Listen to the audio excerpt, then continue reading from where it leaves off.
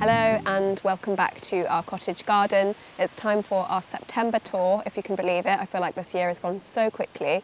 You've joined us on a nice sunny day, quite windy, but this is one of the few nice days that we've had recently. It's been really cold, rainy and windy here and quite damp. The nights have been getting really cold. We've had 5 degrees Celsius last night and then 6 degrees Celsius again tonight. So really feeling like we're transitioning into autumn now. I still feel like it's the end of summer. It depends which calendar you use. A lot of people do feel that it's autumn at the moment, but to me it's the end of summer. I'm going to make the most of it for as long as I can. I have been quite poorly over September, so I've spent a lot of time in bed and I haven't felt like I've been able to keep up with gardening, just been resting and trying to recover. But we have had a few new exciting projects that I'm going to show you as we're walking around the garden today, and we've got some lovely late summer colours to share with you as well.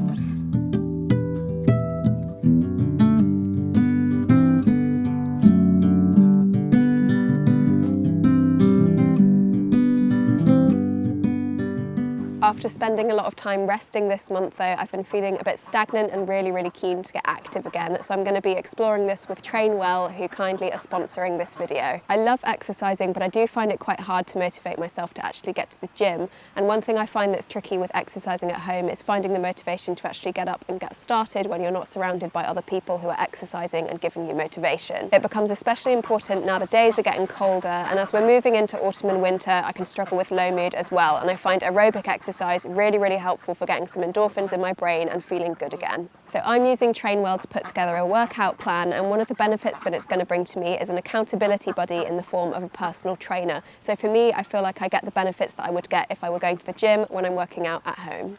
Trainwell plan all of your workouts for you, so there's no mental load in terms of mapping things out. You just log on and follow their guide. As you progress through your workouts, your personal trainer will adjust them to make sure they're always meeting your needs. And if you've got particular goals, like working on a specific part of your body, your workouts will incorporate this too. You also might have goals like working on your mood or working on your energy levels, and your fitness plan will always reflect those. When you sign up with Trainwell, there's a little quiz that you take to make sure that you're best matched with a personal trainer that meets your needs. And it's really important that you're working with someone you feel comfortable with. For me personally, I love working with people who have a gentle and empathetic approach, and I'm really glad that this was something I was able to specify when I signed up. So if you're keen to try a personalised workout plan with your own personal trainer, you can get a 14-day free trial of Trainwell using the link in my video description or by scanning the QR code on screen. Thank you so much to Trainwell for sponsoring this video.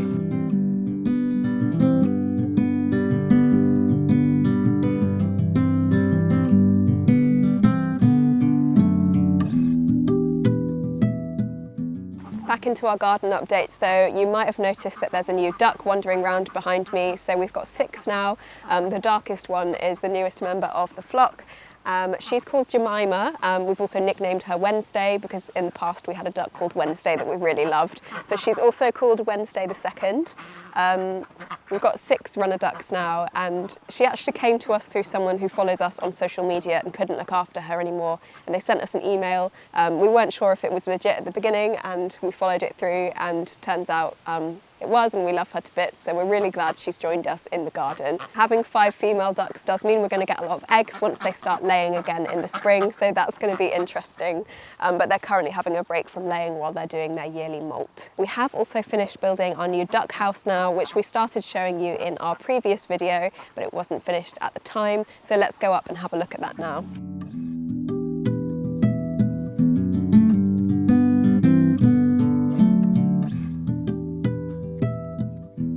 So here is the finished duck house, and we're really pleased with this. Our friend built it for us, and it was the same friend who built the shed, so you can see the style is quite similar, and he's done these arched kind of windows on the front.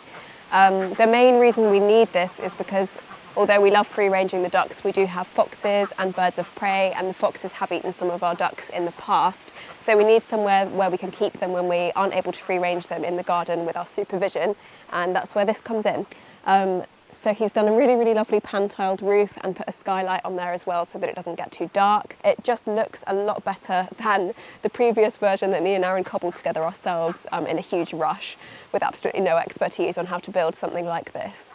He's also put a new watering system in, which should keep the pen really tidy over the winter when things can get super muddy. If you keep ducks, you'll know that if they have an enclosure, they will turn it into complete mud very quickly. So Before, we used to have a paddling pool for them in there, and we would just change the water regularly, whereas now we have a bucket system that's partially covered so they can't swim and splash on it, but they can sink their heads in, flush out their nostrils and clean their eyes and have a drink. And then we get them a paddling pool on the grass so that they can come out and have a swim out here. But it means that we can change the water more efficiently and keep things really clean. And now that we've got so many ducks, that's really important, because more ducks means more mud. They've also got this stone barn behind us, which is where they like to sleep. And because they're a little bit scared when it's quite windy, they do hide in there on a windy day. Like today, they might spend a lot of time in the stone barn. Whereas on a calmer day, they'll probably venture outside and forage and eat and chill out on the straw in this part. Now that we've doubled the size of our flock, it's actually really, really difficult to have the ducks on the pond without them completely trashing it. So we used to swim our 3 on there quite regularly, and the balance was right because the pond was big enough that it could kind of keep itself clean with a little bit of help from us and some aquatic plants. But now that we've got 6, they've eaten every tiny, tiny piece of plant in the pond and really, really stirred it up, so it's quite sedimenty. So we've taken them out of the pond for a while, and we're going to let it recover and let the sediment sink back down to the bottom and try and scoop some of it out. And we'll keep them on the paddling pool for the most part so that we can change the water regularly. But it does get a little bit trickier once you've got a few more ducks. I think the balance just wasn't quite right, but they're happy with the paddling pool, so that's really great. And they have got a pond at the top of the garden that they really do trash, and we're happy for them to completely take over it. But that's more or less everything from the ducks. Let's go and harvest some vegetables and fruits from our polytunnel.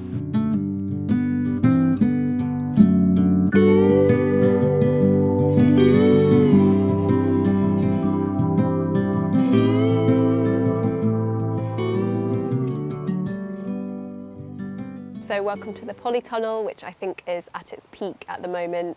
You can see we've got lots of tomatoes that are ready to harvest, and we can get picking those shortly. I have noticed a little bit of blight in here recently, and it's not surprising at all because the weather has been so damp and so cold and windy. And the leaves that tend to get affected first are the ones that touch near the top of the tunnel, or the plants that are nearest to the doors. I think around that they're kind of quite sheltered because blight is spread through the air, so if the breeze can get past them, that's when they can catch it. I've tried to prune the plants to keep a good amount of airflow in here, but ultimately I think you can't really avoid it when the weather starts getting like this and it's towards the end of the season. But it's not too bad. I've just been pulling the leaves off as I spot them and trying to keep the plants going. And if I notice that the tomatoes themselves are getting affected, I'll just start pulling all of those off and ripen them in the house. But for now, it's all fine. It's not too out of balance that it's becoming a major issue, so everything is okay. Once I've finished my main harvest of the tomatoes and cucumbers in here, it will be time to remove the plants, compost them, get a nice layer of mulch down, and then get my overwintering crops of broad beans and brassicas in the ground. And I'm not overly keen on broad beans because they take quite a lot of preparation work, but I use them mostly to nourish the soil, make sure we've got some roots down, and return some nitrogen into the soil through the roots as well. Because tomatoes are hungry plants, and if you grow as many as I do year on year, you do need to take really good care of the soil and make sure there's lots of nutrients in there. Last year was quite miraculous. We had a really, really damp summer last year and managed to not get blight at all, and I think we kept our tomatoes going well into October.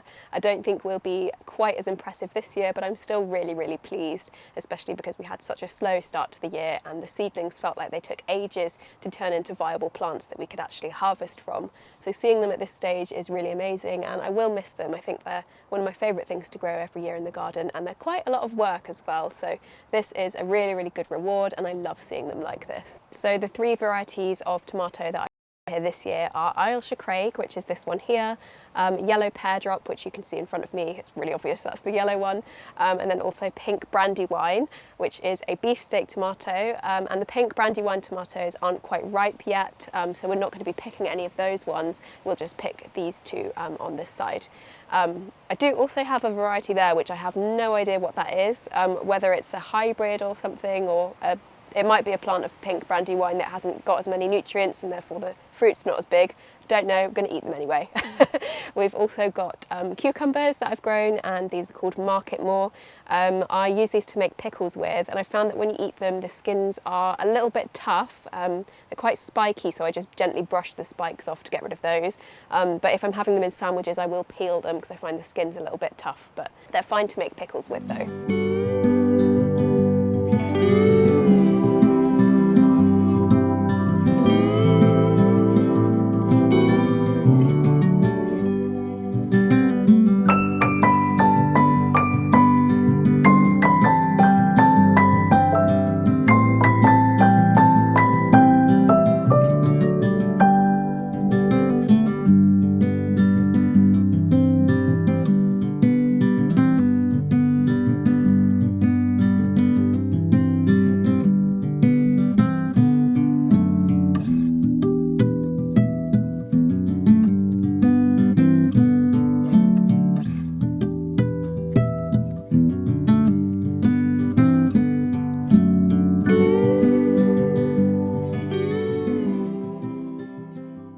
So here is a small harvest from the polytunnel, and you might have noticed that some of these tomatoes had actually split slightly because I'd left them on the plants too long, but it doesn't make a difference to the taste. And I'm going to roast all of these on a roasting tray with a bit of oil and balsamic vinegar, and then I like to mix them with some spaghetti and just have a simple tomato pasta for dinner. And that will get us through quite a lot of these, probably 2/3 of them, and then we'll have a few left to just go in sandwiches with a bit of cheese or that sort of thing. Got a little bit of parsley, which I am a huge fan of, but Aaron doesn't like it, so I just use that to garnish my food. And then we've got some cucumbers, so enough to make a good few jars of pickles with as well. So I'm really pleased with that, and I love this time of year.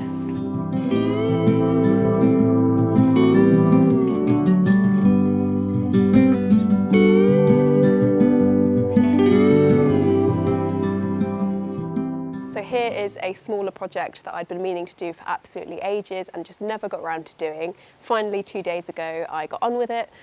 So I've planted some new Nepeta plants here, but previously we had some lavender plants that had been in for years and years and gone really, really leggy. I did try and hard prune them last year to reduce the size and make them a bit more compact, but lots of them died and it just looked really, really messy. So finally got them out and had a lovely bonfire and burned those. And now I've got some Nepeta in, and this is going to be so much better because this won't go leggy. It's not a woody plant. I can cut it back, keep it nice and compact, and it should reflower all throughout the summer, maybe even through September into October as well. So we should get lots and lots of flushes of flowers, which will be really good for the pollinators. It's got a really nice smell. And it's quite vigorous growing as well, so it should kind of cover this border as it pads out over the years. It does look a little bit gappy at the moment. I think I put about 5 plants in here in 2-litre buckets, but give this a year or so and it should look really lovely, and I can't wait to see it repeat flower through the summer months. But it's one of those things that you end up having on your list for so long because it's not urgent and never getting around to doing, so I'm really, really glad that I've got this done, and now I can move on to some other tasks around the garden.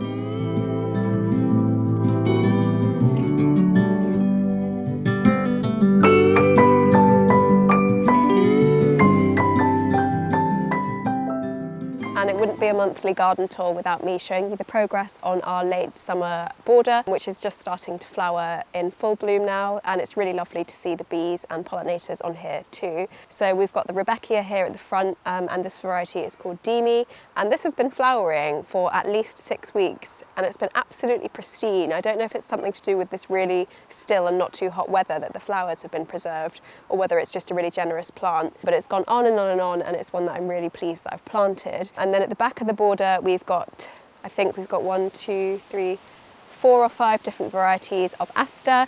Not all of them are flowering yet, and some of them are just starting to appear, but the ones that we can see are so lovely, and again I'm just really, really excited to see more of this in bloom.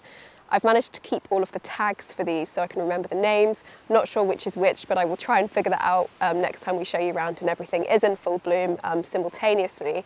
But we've got Harrington's Pink, Pink Cloud, Alice Haslam, and then some purple ones which I bought from East Lambrook Manor that I can't remember the name of. I'm going to have a rummage and try and find the tag.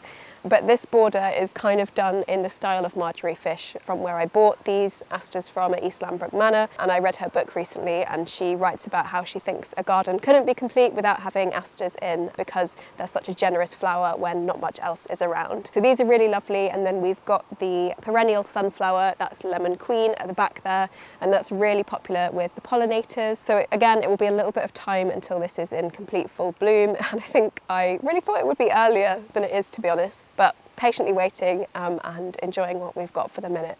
In terms of the rest of the garden, in the orchard, we've been starting to pick apples and make an apple pie with those. Lots of them are ready, but because we've got a few different varieties, we have a little bit of a staggered season, which is nice because we don't get too overrun all at once. So I'm just going up there whenever I fancy baking something and picking a nice basket of them and bringing them into the house. But that's something that's going to continue over the next few weeks as well, so we're really, really lucky that we can be picking those. It's really nice to have trees that were planted by previous owners and have already become established, because it means we have a reward in the garden while we're waiting for the fruits of our own labour, which are generally planting up the perennial borders around the edges of the garden. But thank you so much for having a look around today, and remember to subscribe if you're interested in seeing our garden develop over the months and years, and we'll see you next time.